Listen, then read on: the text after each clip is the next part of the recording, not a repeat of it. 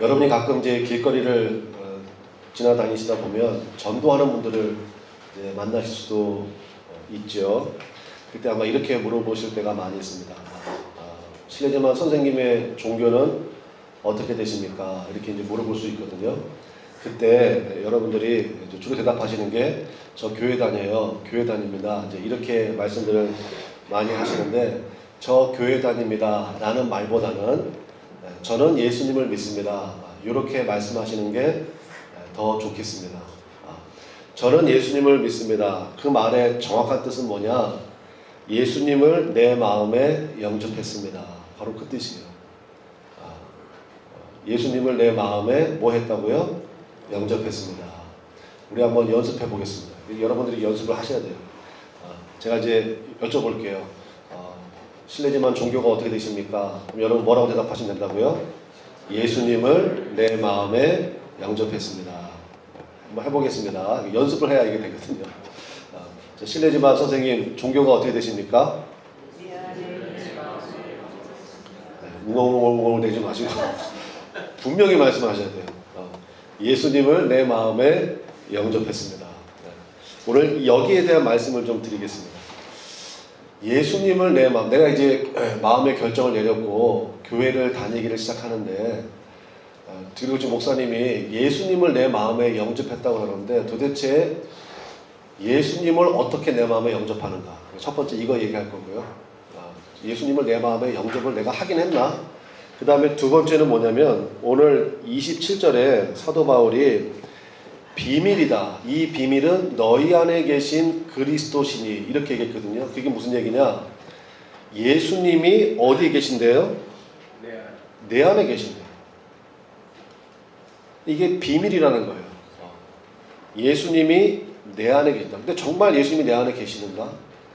두 가지를 살펴보겠습니다. 첫 번째, 예수님을 어떻게 영접하는가?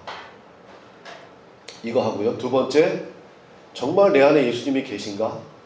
이거를 확인하는 시간을 좀 가졌으면 좋겠습니다. 차례대로 한번 살펴보겠습니다.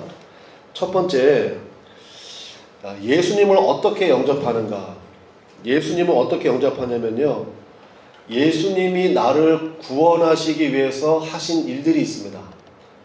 예수님이 나를 구원하시기 위해서 하신 일들을 믿는 것, 그것이 예수님을 영접하는 거예요. 이제 뭘 적으시느라고 자꾸 이제 밑을 보시는데 저를 보세요. 제가 못생겼지만 저를 좀 봐주시기를 바랍니다. 그 설교 시간에는 저를 그냥 쫙 보시면 돼요. 그래서 예수님은 어떻게 영접하느냐? 예수님이 나를 구원하시기 위해서 하신 일들이 있습니다. 그거를 내 마음속에 인정하는 거예요. 그거를 예수님을 뭐 했다고 얘기한다고요? 영접했다고. 예수님이 나를 구원하시기 위해서 하신 일이 제가 보니까 한 세 가지 정도예요. 요 세 가지 정도의 일로 요약을 할 수 있거든요. 그것을 분명하게 내가 믿으면 예수님을 내 마음에 영접했다. 이렇게 인정할 수가 있는 것입니다. 그럼 예수님이 나를 위해서 무엇을 하셨느냐? 나를 구원하기 위해서 세 가지 하셨다고 그랬는데 첫 번째는요. 하나님이신 예수님께서 나를 사랑하셔서 나를 구원하기 위해서 사람의 몸을 입고 이 땅에 오셨다는 거예요. 그게 첫 번째예요. 하나님이신 예수님께서 누구를 사랑하셔서요?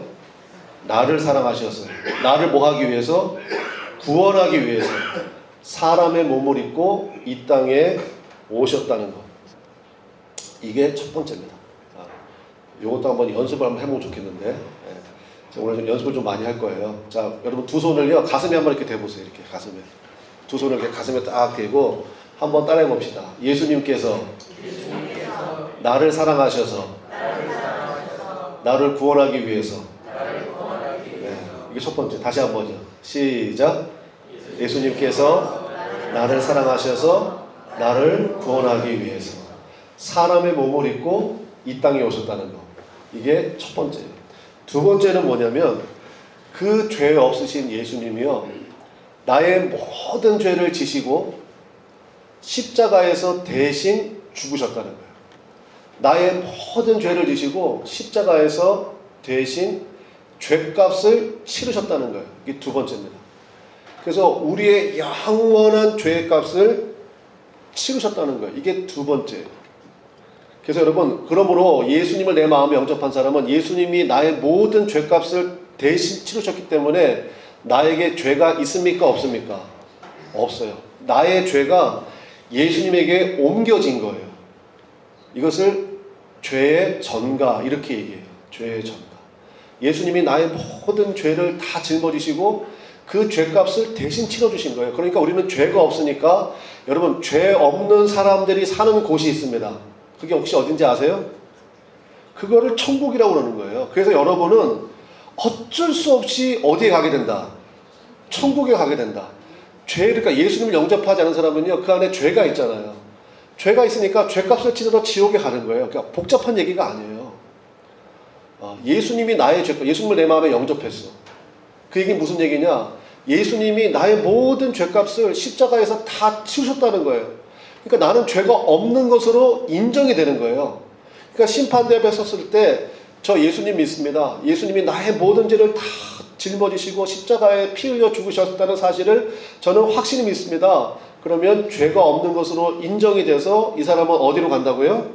천국으로 가는 거예요. 근데 그렇지 않은 사람들은요, 죄값을 치러야 되잖아요. 죄를 지으면 죄값을 치러야 되는 게 당연한 거 아닙니까? 그러니까 죄값을 치르러 지옥에 가는 거예요. 그래서 여러분, 그래서 다른 종교에는 구원이 없어요. 왜 구원이 없느냐? 누가 안 계시니까. 다른 종교에는 예수님이 안 계시잖아요. 구세주가 없으니까 다른 종교에는 구원이 없는 거예요. 그럼 어떻게 하냐? 그분들도 양심의 가책이 있잖아요. 괴로운 거예요. 그러니까 뭐 하냐? 수련을 하는 거예요. 돌을 닦는 거예요. 그러니까 산속으로 들어가야 돼. 왜냐하면 사람 가운데 부딪히면 어쩔 수 없이 미워하고 음란하고 시기하고 질투하고 이런 죄를 짓게 되니까, 그래서 속세를 따라서 깊은 곳으로 들어가는 거예요. 근데 여러분, 그렇게 수련하고 돌을 닦는다고 되느냐? 될까요? 안 될까요? 결국에는 자기 본성이 드러나게 돼 있어요. 그래서 다 실패하게 됩니다. 저는 목사지만 다른 종교에 대해서도, 특별히 이제 우리나라 종교 가운데 유교는 사실은 종교는 아니지만 불교가 있잖아요. 저는 불교 채널도 많이 봅니다. 그 중에서 제가 법륜 스님 아십니까? 증문즉답 하시는 그 법륜 스님 얘기 제가 참 좋아해요. 근데 그 법륜 스님을 제가 한번 만난 적도 있는데, 그 법륜 스님이 이렇게 얘기하셨어요. 방송에 나와서 뭐라고 말씀하셨냐면은, 불교에는 사실은 환생이 없어요. 불교의 시작한 나라가 어느 나라인지 아세요? 인도예요. 석가모니가 네팔 출신이긴 하지만 불교가 자란 나라는 인도니까 왜 인도로 인정을 하는데, 인도에 원래 토속 종교가 있습니다. 뭡니까? 힌두교예요. 힌두교에는 12,000명의 신이 있어요. 12,000명의 신. 신이 레벨이 다 달라요. 그래서 인도에는 신분 제도가 있어요. 카스트 제도라고 들어보셨죠? 그 힌두교에는 이렇게 신이 많은데, 그 힌두교에 있는 윤회 사상, 환생이라고 그러죠. 그게 불교에 들어왔어요. 법륜 스님 얘기예요. 그래서 불교 자체에는 원래 윤회, 환생이라는 게 없대요. 없습니다. 그럼 불교는 뭐냐? 그 스님 왈, 불교는 구원 종교가 아니라 수양 종교다. 인생이라는 게 빈수레로 왔다가 빈수레로 가는 거다. 공수레 공수거다. 무에서 무다.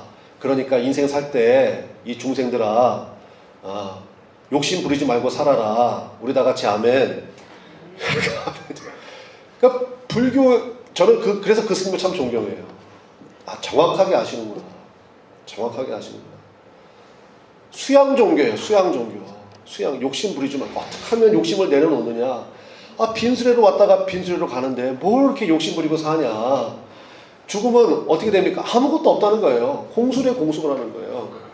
그분은 좀 솔직하다고 생각합니다. 다른 종교에는 구원이 없어요. 누가 안 계시니까? 예수님이 안 계시니까. 그러니까 예수님이 나의 모든 죄를 지시고 십자가에서 대신 피 흘려 죽으셨다. 그래서 나의 죄값을 다 치르셨다. 그것을 믿는 거예요. 마지막 세 번째는요, 그 예수님께서요, 성경에 누누이 십자가 지시기 전에 예수님이 계속 말씀하신 게 뭐냐? 내가 너희를 고아와 같이 버려두지 아니하고 다시 너에게로 올 거다. 어떻게 오셨습니까? 한번 따라해 보겠습니다. 거룩하신 영. 중요하니까 크게 따라 하셔야 돼요. 거룩하신 영. 그 영을 뭐라고 부르는지 혹시 아세요? 성령이라고 해요. 성령. 성령으로 우리 안에 오시겠다고 약속하셨어요. 그리고 오셨고요. 그래서 예수님께서 성령으로 내 안에 오셨다. 요 세 가지를 믿는 거예요. 세 가지. 한번 정리해 볼까요? 첫 번째 뭐라고 그랬습니까? 예수님께서 누구를 사랑하셔서? 나를 사랑하셔서. 나를 뭐 하기 위해서? 구원하시기 위해서 사람의 몸을 입고 이 땅에 오셨다. 두 번째, 그 죄 없으신 예수님이 나의 모를 짊어지시고 죄를 짊어지시고 십자가에서 대신 그 죄값을 다 갚으셨다. 따라서 나는 죄가 없는 거예요. 따라서 나는 죄가 없는 거예요. 예수님을 영접한 사람들은. 그리고 그 예수님이 나를 이 땅 가운데 홀로 두지 아니하시고 내가 너희를 고아와 같이 버려두지 아니한다. 거룩하신 영, 무슨 영이요? 성령으로 내 안에 오셨다는 거예요. 그래서 사도 바울이요, 오늘 이 본문 말씀에 27절이죠. 맨 마지막 절에 비밀이라고 되어 있는데 사실은 그 번역을 잘못한 거예요. 원래는 뭐라고 되어 있느냐? 원문에요, 미스테리온 이렇게 되어 있습니다. 미스테리. 여러분, 이 헬라어에서 영어가 나왔어요. 헬라어에서 영어가 나온 거거든요. 미스테리온이에요. 거기서 무슨 말이 나왔겠어요? 영어에. 미스테리예요. 여러분, 미스테리는 신비예요? 비밀이에요? 신비죠. 신비. 이해가 안 되잖아요. 근데 신비예요. 그 일이 벌어졌단 말이에요. 그러니까 시크릿이 아니고 이거는 너하고 나만 아는 비밀이야. 이게 아니라 어떻게, 왜냐하면 예레미야서 17장 9절에 보면요, 만물보다 심히 부패한 것이 우리 마음이라고 그랬습니다. 그렇잖아요. 우리 마음으로 별의별 죄를 다 짓잖아요. 상상으로 별의별 죄를 다 짓잖아요. 뭐 하루에 몇 번씩 또 막 살인을 하고 음란을 하고 그러지 않습니까? 그러니까 만물보다 심히 부패한 게 우리의 마음인데, 그 마음 가운데 거룩하신 누가 오셨다고요? 예수님이 오셨다. 그러니까 이게 신비라는 거예요. 신비. 그래서 이걸 신비다 이렇게 얘기하고 있는 거예요. 그러면 27절 한번 다시 읽어볼게요. 이 비밀은부터 27절 맨 마지막에 비밀 대신에 뭐로 바꿔 읽어요? 신비로 바꿔서 읽겠습니다. 시작. 이 신비는 너희 안에 계신 누굽니까? 예수 그리스도시니 곧 영광의 소망이니라. 그 예수님이 내 안에 계신다는 거예요. 여러분 보세요. 2000년 전 예수님이 이 땅에 오셨잖아요. 사람의 몸을 입고 마리아를 통하여서 이 땅에 오셨는데 연약한 아기의 모습으로 오셨잖아요. 근데 그때 다 하나님의 계획이 있습니다. 그 하나님의 독생자 되신 예수님이 이 땅에 오실 때, 아기로 오실 때 어디에 누이셨어요? 보드라운 침대 위에 누이셨습니까? 어디에 누이셨죠?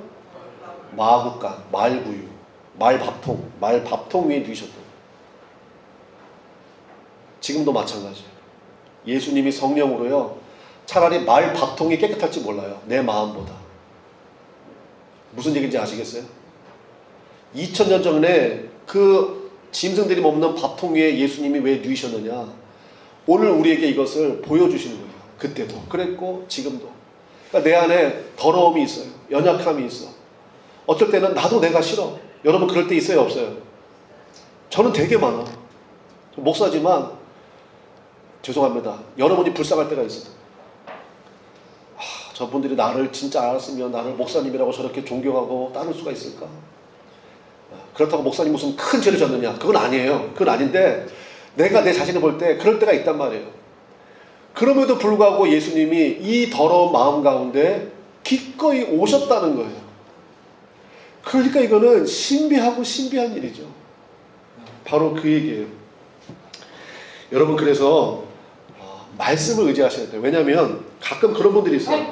어쩔 때는요 막 은혜가 되잖아. 찬양 가운데 아까도 보니까 어떤 분 찬양 부르면서 막 우시던데 평안과 감사가 임할 때가 있습니다. 그럴 때는 정말 맞는 것 같아요. 예수님이 내 안에 계신 것 같아요. 근데 여러분 그럴 때만 있는 게 아니잖아요. 어떨 때는요 막 슬픔이 오고 좌절이 오고 낙심이 오고 성령 충만해야 되는데 어떨 때는 막 짜증 충만해가지고 조금만 건드려도 폭발할 것 같고 막 그럴 때가 있어요? 없어요? 그러면 그때는 예수님이 나가신 거냐? 예수님이 들락날락하시냐? 절대 그렇지 않다는 거예요. 예수님이 내 마음에 오시면요, 한번 따라하겠습니다. 절대로 떠나시지 않는다. 그거를 헷갈리시면 안 돼요. 그 하나님의 약속이에요. 예수님을 내 마음에 영접하면요, 절대로 떠나시지는 않아요. 그러니까 요 세 가지를 인정하고 믿는 것을 예수님을 뭐 했다고 얘기한다고요? 영접했다 얘기하는 거고, 그것을 공식적으로 드러내는 게 세례입니다. 그게 세례. 나는 이 세 가지를 확실히 믿습니다. 예수님을 내 마음에 영접합니다. 내 마음을 열고 그 예수님을 내 마음속에 모시기를 원합니다. 그것을 많은 사람들 앞에서, 증인들 앞에서 공식적으로 나타내는 게, 그게 바로 뭐다고요? 세례다. 우리 남자분들이 세례 가장 많이 받는 곳이 어딘지 아세요? 어딘지 아세요? 군대예요, 군대. 군대 가면요, 저절로 다 이렇게 세례를 받아. 그래서 통계를 보면 놀라워요. 막 1년에 막 15,000명씩 세례 받고 막 그래요, 군대에서. 근데 세례 왜 받을까? 이 세 가지를 다 믿고, 그래, 정말 나는 예수님 이제부터 예수님 따를 거야, 예수님과 동행할 거야 하는 마음으로 세례를 받을까요? 초코파이하고 콜라 때문에 받을까요? 네. 왜냐면 군대에서, 요즘은 어떨지 모르겠지만 옛날에는요, 그 군대 초코파이 엄청 귀해. 그것 때문에 진짜 전쟁 날 수도 있어요. 그래서 초코파이하고 세례 받으면 그거 주거든. 초코파이하고 콜라 때문에 세례를 기꺼이 받습니다. 그런데요, 그 다음 주에 갔더니 이번엔 천주교에서요, 초코파이 2개하고 콜라를 준대. 그럼 이번에 천주교 가서 뭘 받아요? 영세를 받아요. 아이고, 그랬더니 그 다음 주에 불교에서 줄 수 없잖아요. 불교에서는요, 초코파이 세트를 준대요. 가서 받을까요, 안 받을까요? 근데 불교는 뭐라 그래요, 그거를? 수괴라고 그래. 거기 불침 나요, 불침. 좀 아프잖아요, 따끔하잖아. 그래도 가더라고. 그러니까 제대할 때쯤 되면요, 거의 세 가지 종교를 통합하는 친구들이 되게 많아요. 교회에서 뭐 받고, 세례 받고, 천주교에서 뭐 받고, 영세 받고, 불교에서 뭐 받고, 세례 받고. 요즘에 또 원불교가 생겼대요. 그 원불교에서도, 원불교와 불교는 다른 겁니다. 그렇게 되는 경우가 있더라고요. 예전에 어떤 청년이 그게 좀 마음에 걸렸나 봐. 그래서 목사님, 저 군대에서 그렇게 받았는데 다시 받으면 안 돼요? 이제는 확실하게 예수님 믿냐? 예, 이제는 확실히 믿죠. 그러면 안 받아도 돼. 근데 목사님 찜찜한데요? 그러면 받아라. 근데 안 받더라고. 그랬고, 혹시 여러분 세례 받으셨음에도 불구하고요, 나는 확실한 고백 가운데 정말 받기를 원한다 하시는 분은 안 받아도 됩니다. 괜찮습니다만은, 안 받으신 분은 받으셔야 되고요. 다시 한번 확실한 믿음 가운데 받기를 원하시는 분은요, 받으셔도 괜찮겠습니다. 어쨌든 그렇게 예수님 영접하고요. 이제 두 번째로, 그러면 예수님이 내 안에 계신 5가지 증거를 말씀드릴게요. 그러니까 가끔 교회 다니다 보면요, 우리를 주눅들게 하는 분이 있거든요. 내가 예수 믿고 열흘 금식했다는 둥, 40일을 금식했다는 둥, 나는 한 번 기도하면 3시간을 기도한다는 둥, 성경을 지금까지 20번 넘게 읽었다는 둥, 그 다음에 기도하는 가운데 환상을 봤다는 둥, 막 이러면요, 우리 같은 사람이 확 주눅들어 버려요. 나는 예수님 믿는 게 아닌가? 이런 생각이 드는데, 거기에 속지 마시라. 예수님이 여러분 안에 계시는 5가지 증거를 말씀드릴 테니까 그 증거를 가만히 들어보시면 여러분들이 예수님이 내 안에 계신가 안 계신가를 분명히 판별할 수가 있습니다. 첫 번째는 뭐냐? 예수님이 내 안에 계신 5가지 증거예요. 첫 번째는 예수님을 주님으로 고백하는데 전혀 거부감이 없어요. 그게 무슨 얘기냐? 쉽게 얘기할게요. 교회에 나가고 싶어요. 여러분, 그런 마음은요, 절대 예수님이 여러분 가운데 계시지 않으면요, 불가능한 얘기입니다. 불가능한 얘기. 그러니까 예수님을 주님이라, 주님의 뜻은 뭐냐? 왕이란 뜻이에요. 예수님이 나의 주인 되십니다. 예수님이 내 삶의 모든 것 되십니다. 그러니까 그걸 주님이라고 고백하는 거예요. 예수님을 주님으로, 하나님을 아버지로 부르는데 나는 전혀 꺼리낌이 없다. 예수님이 여러분 안에 계신 확실한 증거예요. 목사님, 저 잘 모르겠는데 근데 교회는 나가고 싶어요. 예수님이 여러분 안에 계신 확실한 증거입니다. 두 번째, 예배 드릴 때요, 예배 드리잖아. 예배 드릴 때 말씀에 은혜가 있고, 예배 드리면 기쁨이 있고, 그 다음에 정말 은혜가, 이게 은혜인가? 막 이런 걸 느낌이 막 와요. 그러면 분명히 예수님이 내 안에 계신 증거예요. 한번 따라해 봅시다. 예배 드릴 때 뭐가 있으면요, 기쁨이 있고 은혜가 있고 감사가 있으면 예배 드리길 잘했다. 그러면 여러분 안에 예수님이 계신 확실한 증거라고. 여러분 제가 지금 1년 반째 전도하는 사람이 있어요. 1년 반째. 나오세요. 예, 목사님 이번 주 갈게요. 못 와. 못 나와. 더 기도해야죠. 더 기도해야죠.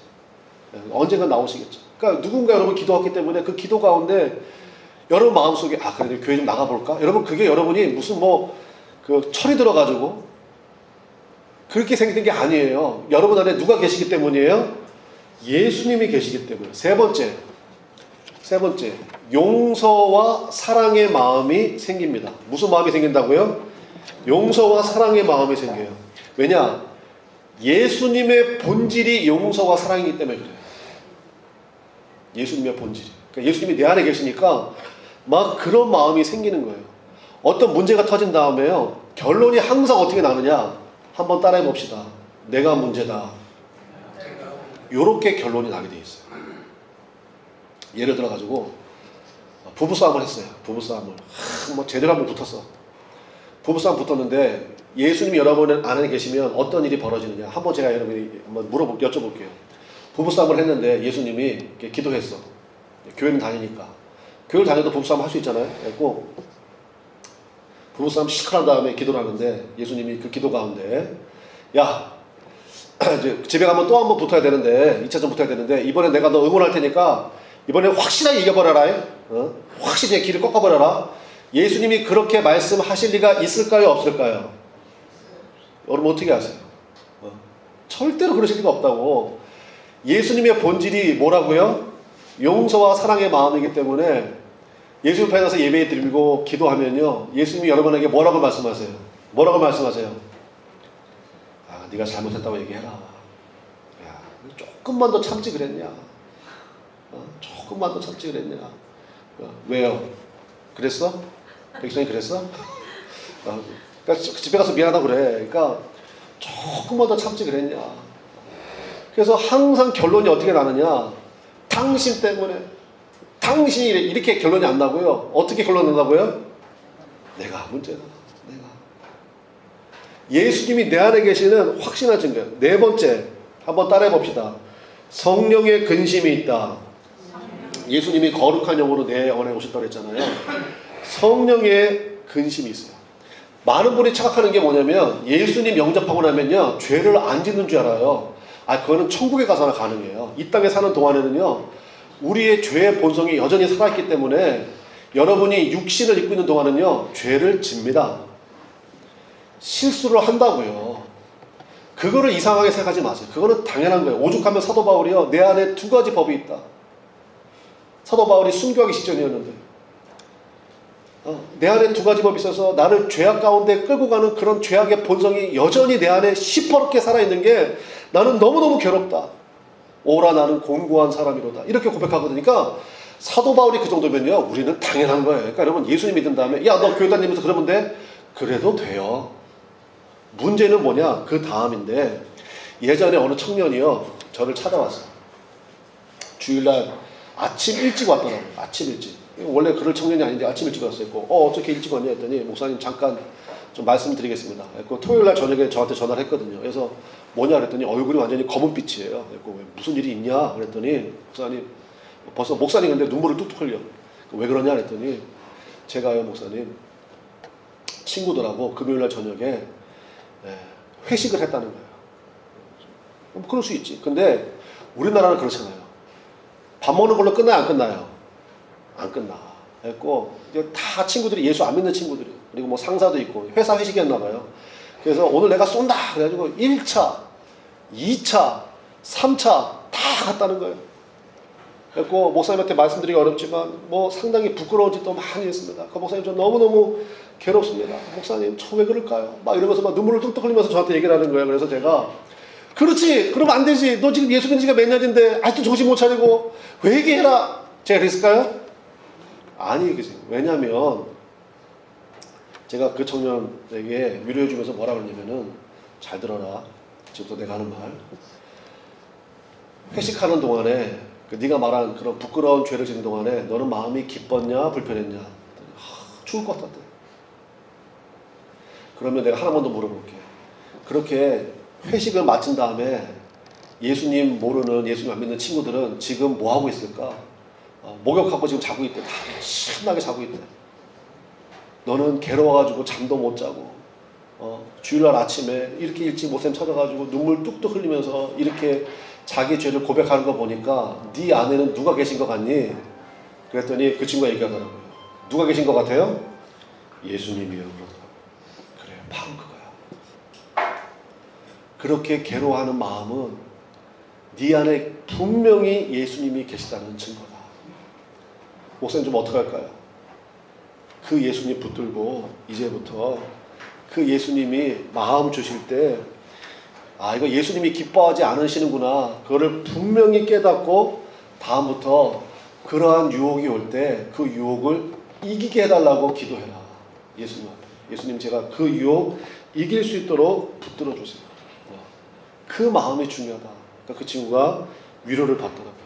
그래서 여러분, 여러분이 죄 지은 다음에 성령의 근심이 있으면 예수님이 분명히 내 안에 계신다는 부인할 수 없는 증거입니다. 마지막 5번째는 뭐냐? 한번 따라해 봅시다. 하나님의 소원을 품는다. 시작. 하나님의 소원을 품는다. 뭐냐면 예수님이 내 안에 계시잖아요. 그러면 주님이 기뻐하시는 일을 자꾸 하고 싶어요. 뭘 자꾸 하고 싶어. 그래서 여러분, 그때 순종하십시오. 그때 순종하면요, 하나님께서 그걸 통해 가지고, 왜냐면 여러분 복 주시려고 하는 거거든요. 그걸 통해서 하나님이 놀라운 은혜와 축복을 한량없이 부어주신다고요. 한량없이. 자꾸 뭘 하고 싶은 마음이 드는 거예요. 지금 저 뒤에 우리 이준호 성도님 앉아 계시는데, 여러분 예배 끝나고요, 예배 2주 전인가, 우리 이준호 성도님이 저한테 문자를 보냈어요. 목사님, 오늘 말씀 가운데 깊은 은혜가 있었습니다. 감동이 있었습니다. 저는 그래서 앞으로 우리 이준호 성도님만 보고 목회하려고 그래요. 설교를 해도 이제 이준호 성도님만 보고 하려고. 그리고 지난주에 또 뭘 하나 가져오셨어. 목사님, 제가 이제 이런 장비가 하나 있는데 교회에서 좀 필요하시면 쓰시면 좋겠습니다. 그래서 교회에서 잘 쓰고 있어요. 그 마음이 얼마나 귀하고 감사한지. 또 교회에 뭐가 필요한 게 있어가지고 제가 좀 부탁을 좀 드렸더니 토요일날 오셔가지고 기꺼이 수고를 마다하지 않으셨거든요. 그러니까 오늘도 예배 일찍 오셨어. 한 10시 반인가 오셔가지고 막 오셔서 이렇게 준비하시고 하시더라고요. 그래서요, 주님이 내 안에 계시면 자꾸 주님을 위해서 뭔가를 하고 싶어져요.